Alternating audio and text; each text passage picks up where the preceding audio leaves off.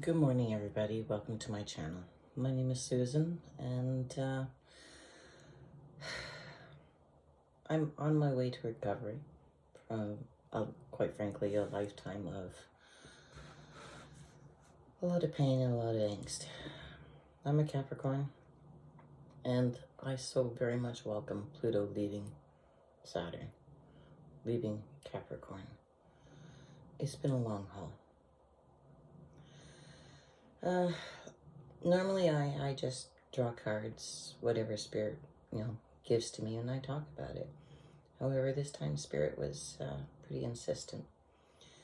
It's been a very long night, and my thoughts kept running over and over through my lifelong relationships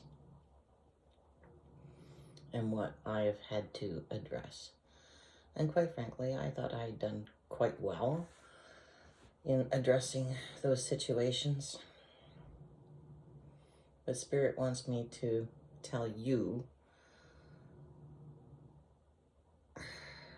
what's going on in my life, how I faced these challenges, how I overcame some, buried others, ignored others. Let me move the camera down. Ignored others.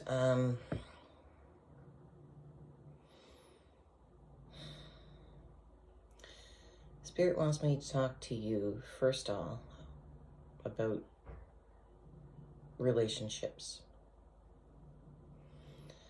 The first one is with my mother.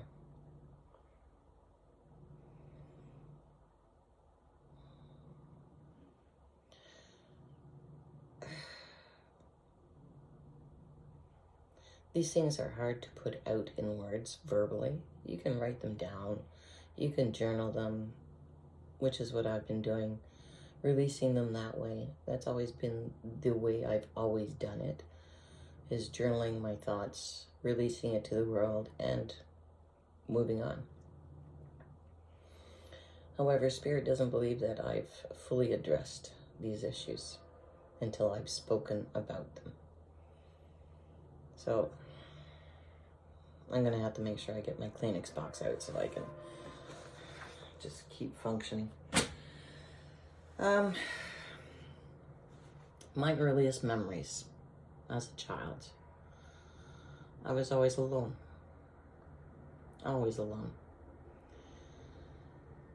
I'm one of 4 children, and I never felt a part of the family. I always wondered why. And recently I've come to realize, I was the forgotten child. I was the one that, the straw that broke the camel's back for my mother, quite frankly. I've only recently found out that when she found out she was pregnant with me, it's her 4th child in under 5 years, she tried to kill herself.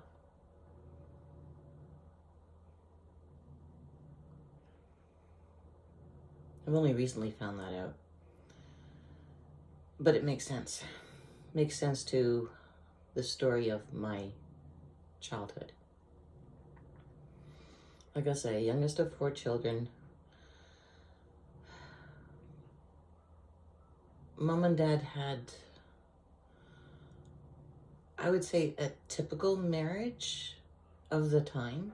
We're talking 60s, 70s, and 80s, 90s, 2000s when Mom passed away. But, I know, this is the difficult part, isn't it? Always alone, left to myself. I know Mom did her best. She was trapped. She was trapped in a relationship that didn't live up to its billing. She was trapped with a husband who was a misogynist and narcissist who looked only after his pleasure and his experiences, and Mom was left holding the bag at home. She had to quit her job when she got married, first off, and got pregnant.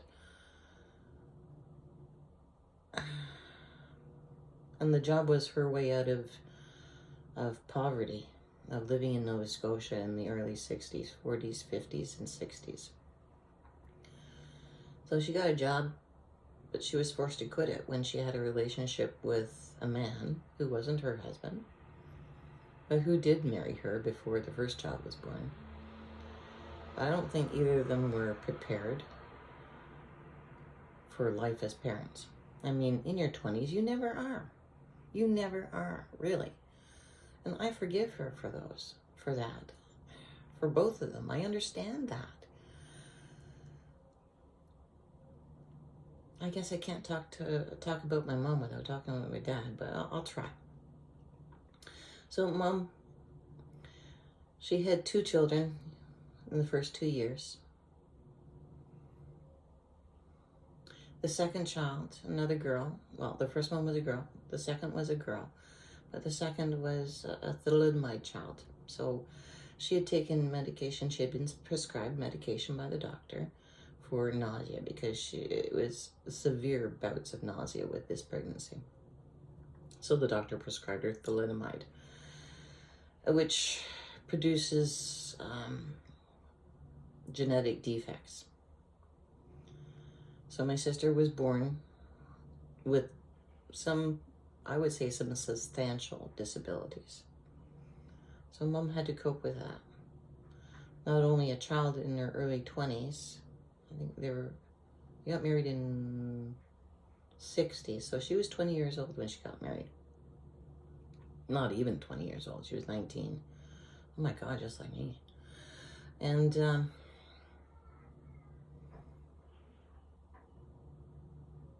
because quite frankly, if you got pregnant out of wedlock, especially in very ultra-conservative Nova Scotia at that time, you were a pariah. So they got married. Dad did the right thing. Or did he? I don't know. But they started a life together. They had 2 children because Dad was in the RCAF. They were posted from Greenwood, Nova Scotia to Baden in Germany. And their mom had another baby.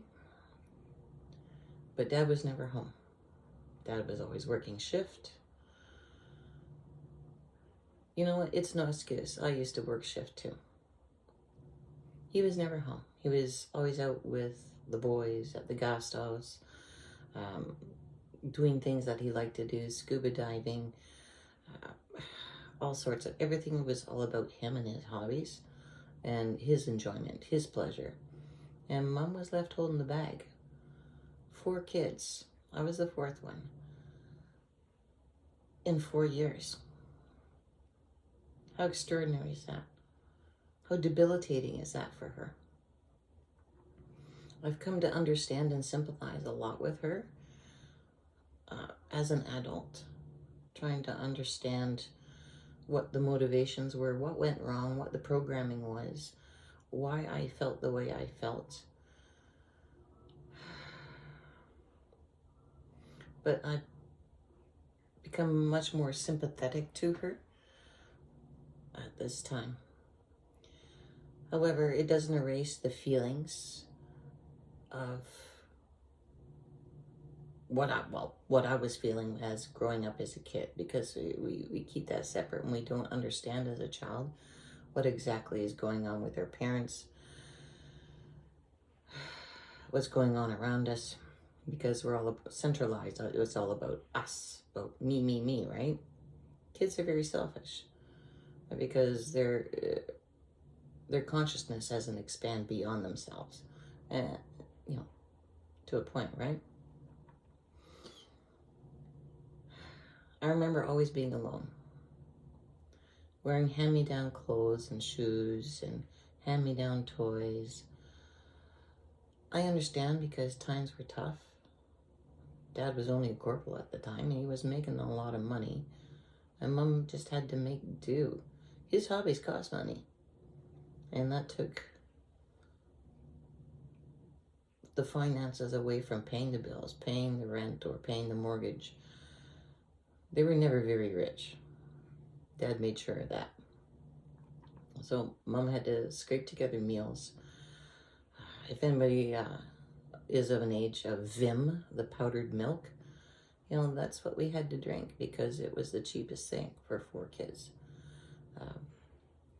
Meals were very routine, very regular. Sunday was roast night. Monday was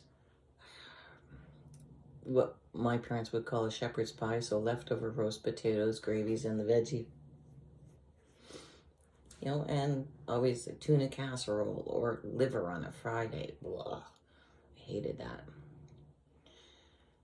Summer times we got salads and veggies because, Mom always had a garden. We didn't have a clothes dryer, so everything was dried on the line, even in winter. I just remember being all alone. I mean, with 4 siblings, you would think that we would join together, but no. My oldest sister, she was she's 4 years older than me, right? She had her own interests. She had schooling. She had her own friends. My second oldest sister and my brother, they were much closer. They always did things together. They talked together. They played together. They had the same friends. And then there was me. And I remember as a child running through the woods, chasing after my brother who would, being a boy, no girls allowed, that sort of deal. So I was off my own, catching bullfrogs, playing in the streams, ponds, learning about nature, getting into trouble in my own way. We were only allowed back in the house for meals or for bedtime. And for me, as the youngest, it was always 6 p.m. was bedtime. And then 6:30, and then 7, and progressively until, I think, 8 p.m. I was always in bed first, right? Being the youngest. We had bath days on Sundays. Sundays was bath days. The first 2 children would share their bath water, and I would share my bath water with my brother. Yeah, I remember those days. They were tough, but we didn't know anything else, right? So didn't everybody wear clothes that their grandmother made for them? Hand-me-down clothes? I remember hiding many times just away in... we had a rear entry bungalow, a split level entry, I guess you'd call it, where you'd walk in the back door and you could either go upstairs or you could go downstairs. And so above that was a storage area. And I would find myself in that storage area many times, just sitting there, all alone, hiding from the world, not feeling like I belonged, feeling abandoned.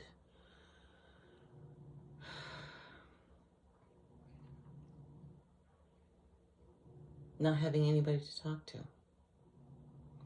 I would try to make friends, but they would have other friends that they preferred to spend time with.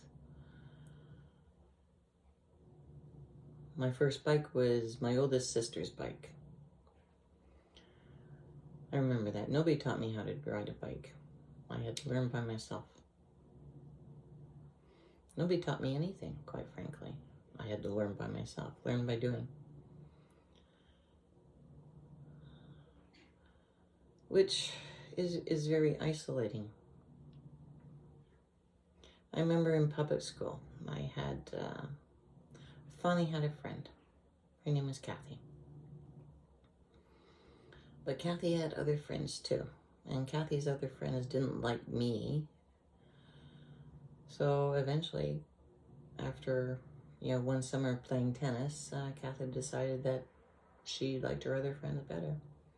And I didn't have any friends after that. Being the youngest, I was always the last one to go to school, go to public school, go to high school.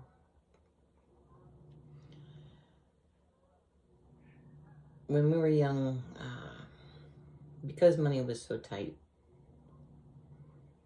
we were only allowed one activity.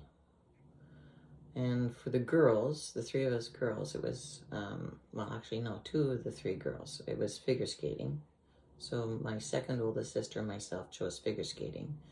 The oldest sister chose brownies, which is, you know, more service-oriented. You know, she is very service-oriented. She's a giver. But she was also a bit of a bully, her way or the highway. And I always resented her because once Mom went back to work after all of us were in school, she was the one left holding the bag of looking after us kids as the babysitter, which is a huge burden to put on somebody else. A child, right? A child.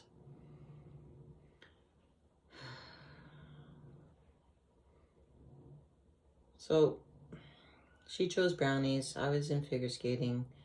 My brother was in hockey. And it was always Mom who drove us to these activities. I remember so many times getting up at 4 or 5 in the morning on a weekend for some hockey tournament for my brother. You know, that was about 2 hours away. Dad was never around. Never around. He didn't participate in our lives other than wait till your father gets home, as if, you know, when we were bad children. And then we got the belt, right? So it's more like a fear, stranger response than it is, you know, a parental discipline. It scared the crap out of me when he chased me down the hallway with a belt, that's for sure. That one hurt. I remember having my mouth washed out with soap on my toothbrush, having to wash my mouth out because I said the word bastard. I guess that was a sensitive word. Wow, just hit me right now. I guess that was a sensitive word because Mom and Dad weren't married when Mom got pregnant. And I think it may also have had to do with my grandmother. Was she married when she got pregnant with my dad? I don't know. I'd have to check. I think I have records, but I never saw a marriage record, that's for sure. Huh. Again, another thing, right? I just remember Mom losing her temper at me all the time. I didn't understand what I was doing wrong. It was either get out of the house, come back for your meal. Always alone. Traipsing off in the woods. Am I using my imagination? Talking to trees. Yeah. To this day, one of my places I go to in my mind is when I was climbing this pine tree. And I was perched up there, just looking at the world, people coming and going in my neighborhood. And nobody saw me up there. And the winds were rustling through the pine needles, the soft pine needles. And just holding onto the tree with dear life because I'm terrified of heights. But I climbed that tree. And I felt safe.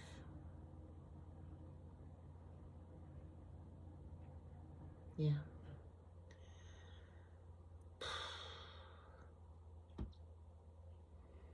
Let's talk about Dad.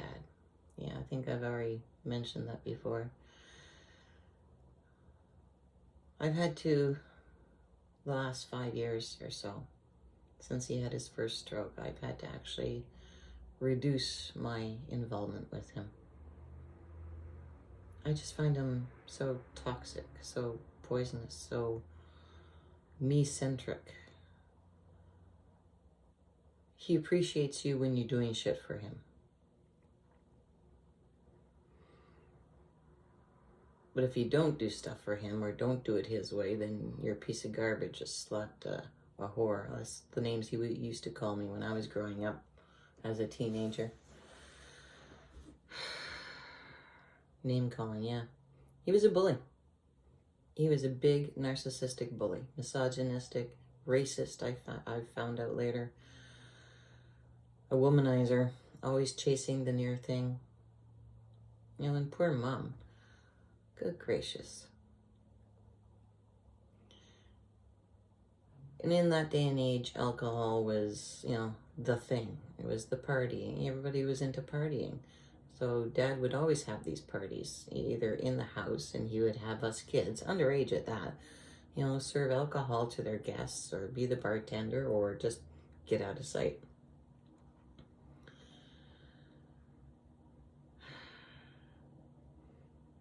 And he would embarrass Mom constantly. I remember arguments, that's for sure. I do remember spousal violence, or intimate partner violence is what they call it nowadays. I do remember that. I remember hearing them. I remember crying my eyes out with my head under the covers, because I could feel the distraught emotions, being empathetic. And I find that's probably one of the reasons being empathic. The tensions, the violence. You know, and as a child, you know, I told one of my teachers that, you know, Dad had done something to my mother, pushed her down, hurt her. But the teacher did nothing. Absolutely nothing. I think that was my cry for help. Hey, look, something's going wrong here. In that day and age, people kept to themselves. Marriages were marriages. There's no rape in a marriage. And I know Dad insisted on having sex every single freaking day up until Mom's death, whether she was feeling well or not.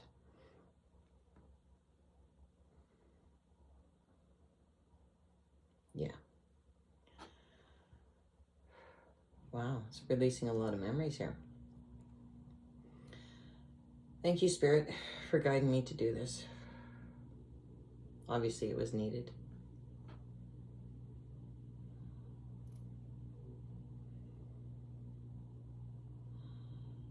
Teenage years.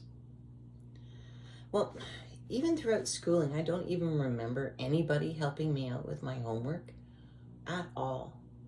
I mean, I was a daydreamer, and it took a lot for me to concentrate and do stuff. I do remember doing homework, yeah, but always alone. No one ever helped me. I even asked for help. I remember that. It's your homework, you do it. Yeah. Or that's the new math. I don't understand. That's the cop-outs. Just cop-outs. But then nobody teaches you how to be a parent, right? Your childhood teaches you to be a parent. I'm hoping that I did okay, that I learned the lessons from when I was a child. I'm sincerely hoping that my kids are better parents if they ever become parents.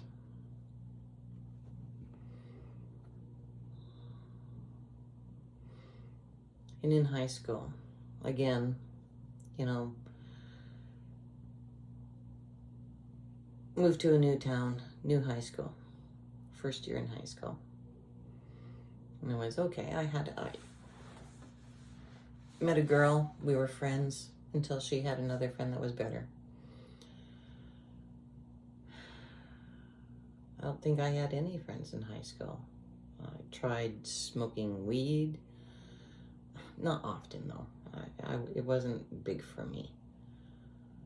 But the underage drinking, partying, sure, I did that for about 4 years. Went to bars, fake IDs. It was the thing to do, right? At that time.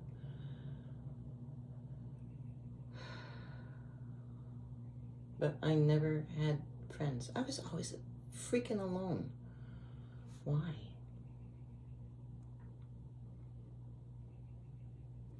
Nobody ever discussed any schooling after high school. Nope. I was talking to my sister about this yesterday, actually on the phone. And I asked her, did anyone ever talk about, university and stuff like that? And quite frankly, it was the same answer that, that I had, was that, sure, they wanted us to excel, get good grades, carry on. And at that time in Ontario, it was grade 13. So we did that. We did grade 13, but there was never any commitment from them for any higher education. It never occurred to them to support us because they were living their life. By then, Mom was working. I don't think that made it any better. Interest rates were like 24% in the 80s, for crying out loud. So yeah, I understand. Times were tough, but they still had money to go out and do their thing. Go out and party, have hobbies that didn't involve children. Children just seemed incidental, I guess. Make it on your own? I don't know. I know I wasn't always the easiest child. I was late maturing into what I wanted to do. Well, handling money was terrible. I was pregnant as a teenager. My first child was born a week after my 19th birthday. My parents did look after him for 2 years while I started working. And for that, I am grateful. They knew I needed the support. Couldn't do it without them, those first 2 years. And he was a colicky baby too. So I'd be walking the halls, crying, while the baby was screaming.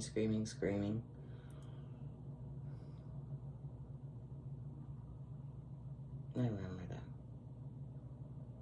I am grateful for my mom and dad for supporting me at that time. But I really wish they would have supported us through our childhood. I'm not blaming them. This is, it's just the way life was at that time. Man went to work, woman stayed home with the children. Huge burden on her. Huge burden. She was only in her early 20s. Can you imagine? I can't. I was 19 with one child. Can't imagine 4. Oh my God. It's no wonder she thought about suicide. Not once, but my other sister tells me she overheard her Mom talking to her best friend Gail about the stress, suicide, that sort of deal. So more than once.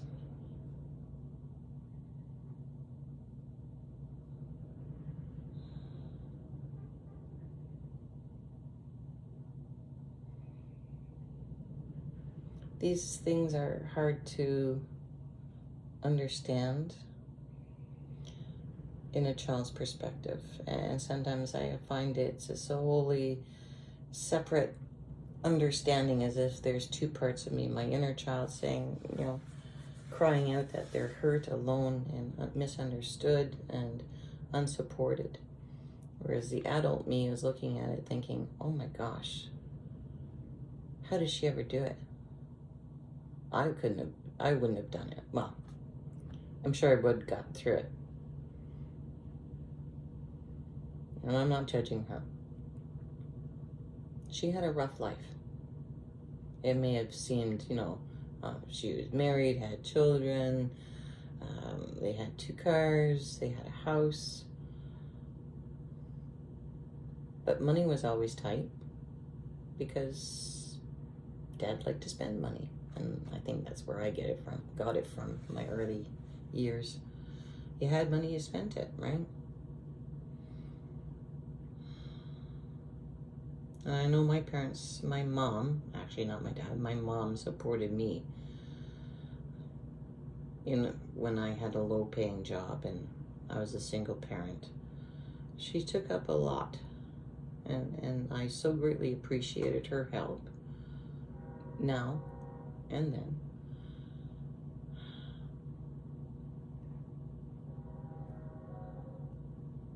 And I think she recognized that we had been in similar situations. I was the only one who was an unmarried mother. The other two were married by then.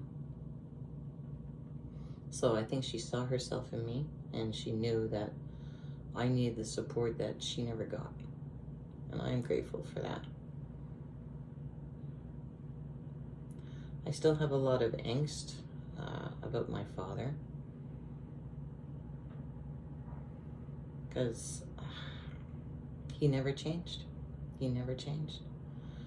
He just recently passed away from a second stroke, and I was talking to his lifelong friend, Ted. They had met back in 1965 and had been friends since that time. Now, mind you, less and less ever since they moved to another province, 2 provinces over. And I think that's the only reason why they were still friends. The stories that were coming out of Ted's mouth, quite frankly, he had never changed. He was always egotistical. He was always misogynistic. He was always the womanizer. It was all about him and how people could do things for him. Now, I'm not a psychiatrist or psychologist. I can't diagnose anybody with narcissism, but quite frankly, he had so many attributes, traits of a narcissist. Definitely a misogynist. He treated girls and women who didn't serve his purpose as sluts and whores, and he treated them with total gender disrespect. Whereas the one and only boy in our family was golden, even though he did treat him like shit too. Was brutal, which my brother carried on with his children. My way or the highway. Yelling, threats of violence, vulgarities, disrespect, quite frankly, for another person's position or another person's emotions, thoughts, feelings. So my brother became my father. Yeah. And the 3 of us girls were people pleasers. That's, how we were brought up. My mom was a people pleaser. The girls were always people pleasers.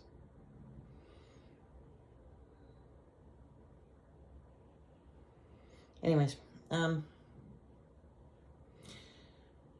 not speaking ill of the dead. Both my parents have passed. My mom in 2006 and my dad just a couple of months ago. We're finally having the ceremony and celebration of life for him, and it has brought up a lot of angst, a lot of pain, a lot of memories. I asked my siblings for, because I'm the executor, I asked my siblings for, good memories of him so that we can remember him in a better way than what he turned out in the last few years of his life, which is mean, crusty, nasty, self-centered.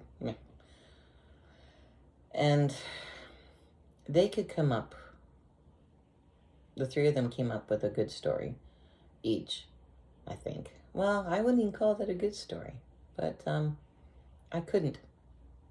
I just could not. I had no good stories. That man terrified me. And yes, corporal punishment with a belt, that was allowed, right? I guess I was too sensitive. No, I just didn't like being beaten. Thank you very much. Yeah. So yeah, this funeral that it's coming up in a couple of weeks now, that I'm arranging for him. Just, quite frankly, out of duty and not love. No. Duty. Because if he was not my father, he would never be in my circle of friends. Never be in my circle of acquaintances. Ever. Ever. Ever. I did not like him.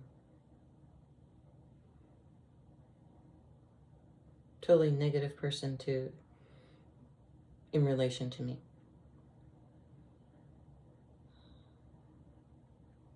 Yeah. Well, thank you. Thank you very much for listening to me.